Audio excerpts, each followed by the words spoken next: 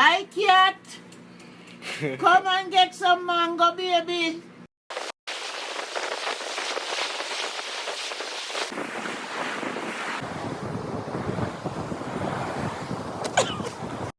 One, two, 1, 2, 3.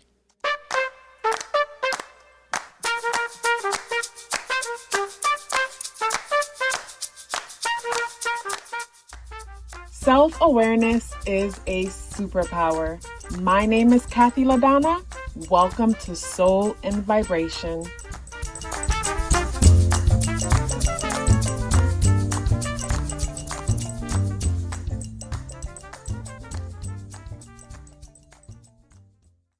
I hope the free thinkers are doing well. And if you're not doing well, I'm happy to remind you that you are the most powerful person that you know. You are the most powerful person that you know because only you can create your reality. Hey guys, today is Saturday, February 4th, and the energies within the day adds up and reduce to the number 4 vibration. If today's your birthday, happy birthday. So the number 4 energy is amplified. The number 4 deals with security, stability, organization, and foundation. The number 4 energy is structured just like Saturnian energy. So with today being Saturday and Saturn coming with rules, restrictions, control, and then the number 4 energy also amplified, just the vibe alone of the day makes me feel like I need to go take a nap. Makes me feel like I need to go take a nap for the simple fact that the number 4 is such a hard working energy, and that energy is amplified, and then Saturn is there. So with that energy amplified and Saturn also being there, this day brings me to the thought of, say, having a bunch of stuff that needs to get done. And maybe you don't have a bunch of stuff that needs to get done, but just one thing not going the way how you expect or you would like it to go will cause you to feel like everything is falling apart. It just brings me to the thought of being overly dramatic. And when I talk about overly dramatic, the moon is in Leo. The moon is in a place of drama and excitement.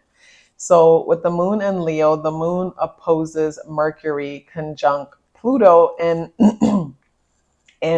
Capricorn. So the moon energy is in a space where our focus is on ourselves. It's a bit self-centered. It's childlike. It's creative. It's expressive. But at the same time, Leo energy can be lazy sometimes. Leo energy sometimes gives me the vibe that, okay, it's okay for me to do this, but it's not okay for you to do that. It could be selfish. So the moon is in a space where it's a bit self-absorbed, and Mercury is in a place where it's focused on the collective. But at the same time, to me, Capricorn energy could be selfish also, or is selfish also, but at the same time, it's one that's traditional. So the traditional aspect to it makes it seem inclusive. So I think of the opposition between the moon and Mercury, and thinking about how the mind is in a place of responsibilities and legacy and goal oriented, and the moon is in a place of wanting to do its own thing. I think of, say, with the opposition, I think of the child deciding that they want to go to art school opposed to going to college and learning how to run the family business. That's what I get from that opposition. It's like, I want to do this, and I feel guilty for doing this because my family worked hard for me to have that. So I look at the moon positively aspecting Jupiter in Aries. Jupiter in Aries, where Jupiter in Aries amplifies our will, our ambition to take action to make things happen. So that positive aspect happening pretty much makes us feel encouraged or motivated to go after something, to make things happen, or even just to dream big. When it comes to the spirit animal associated with the day, we have the moth. And the moth energy talks about transformation. When you look at the image of the moth is rising towards the light. And when I think about the moth rising towards the light, I think of rising out of the dark. I think of going from one stage to the next. I think of evolution. And in the process of evolution, we start from the bottom again, but it's not the same because the experiences that we've gained contributes to our new beginning, contributes to our new start. So when it comes to the energies within the day, there's this sense of there's this renewed energy with the moth creating transformation. And also too, when I look at the moth energy, I think about, say, like drawn to, like I think of, say, drawn to the light. And when I think of the light, I think of more knowledge, more understanding. It's like wanting to gain more understanding over something, wanting to understand something on a deeper level better than how you're understanding it now. When it comes to tarot associated with the day, we have the 10 of cups in the reversal position. So the 10 of cups is one of my favorite cards in the deck because for me it represents having it all. Represents having it all for me because on the card I like how the whole family is together. It's like the children are playing, the parents are happily together, the sky is blue, the grass is green. That tells me that there's clear communication, there's abundance. What you don't see in the card is clutter. You don't see clutter as far as buildings and things like that. So this card brings me to the thought of minimalism and how less can be more. But with this card in the reversal position, it feels like, it's like life is not working out for me. It's not fair. Why can't my needs get met? It's like emotionally feeling, say, abandoned, feeling left behind, feeling like there's not enough, feeling like there's not enough, feeling like something's not fair, feeling incomplete, or even the thought of, like, say, a broken family, something about the family foundation, something about dreams or aspirations that you've had pertaining to your emotional needs, something about that feels out of balance. And like I mentioned earlier, it could be as simple as something simple falling out of place and someone's being super dramatic. Like, what's coming to mind as I'm imagining the energies within the day is this cartoon. I don't know if it's Chicken Little. I don't remember the name of it, but it's like this. One of the characters are chilling under a tree, and an acorn fell and like popped them in the head.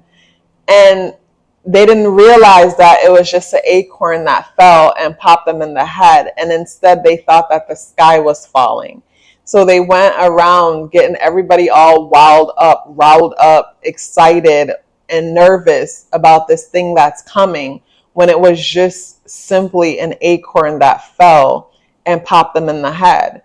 And even me saying that brings me back to, say, those of us who are intuitives have premonitions and dream, where we can have a dream and we're seeing a small glimpse of what's coming, but it's not the entire picture. It's probably a 10% glimpse of what's coming.